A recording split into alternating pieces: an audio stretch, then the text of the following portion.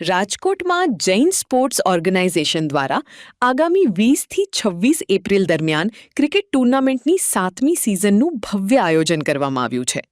આ ટૂર્નામેન્ટમાં સમગ્ર ગુજરાત અને સૌરાષ્ટ્રની 12 ટીમોના 150થી વધુ જૈન યુવા ખેલાડીઓ પોતાની રમતનું કૌશલ્ય બતાવશે. રમતગમતના માધ્યમથી સમાજમાં એકતા અને સંગઠન મજબૂત કરવાના હેતુ સાથે આ સ્પર્ધા યોજાઈ રહી છે.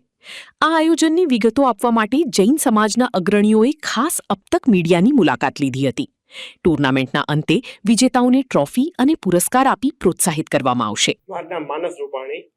અમે જૈન સ્પોર્ટ ઓર્ગેનાઇઝેશન એક સંસ્થા ચલાવીએ છીએ, જે છેલ્લા 13 વર્ષથી અમે જૈન ભાઈઓને એક જે આપણે સમજો ક્રિકેટના માધ્યમથી ભાઈચારાના અમે હેતુથી આગળ આવીએ.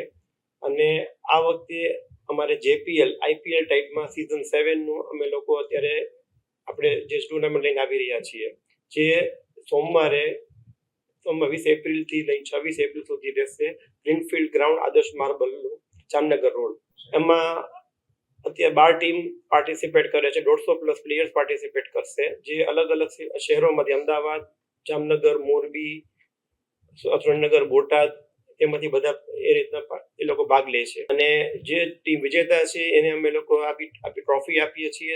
બાકી દરેક જે છે મેચના man of the match, best batsman, best bowler અને છેલ્લે જે હોય મેન ઓફ ધ સિરીઝના એ પુરસ્કાર આપીએ છીએ. અને આ જે છે એમાં અમે લોકો આખા બધા મેચ અમારી ચેનલ યુટ્યુબ ઉપર લાઈવ આપીએ છીએ. અને પ્લસ ત્યાં પણ લાઈવનું અને ત્યાં પણ ઓન ફિલ્ડ એટલું સેટઅપ હોય છે કે જેથી બધાને આવે જોવે તો બધાને પણ એ રીતના સરસ મજા આવશે. તો બધાને અપીલ છે કે જેટલા બને એટલા વધુ સંખ્યામાં આવી અને અમને સાથ સહકાર આપી અમારું જે છે પ્રોત્સાહન વધારશો. જય જિનેન્દ્ર.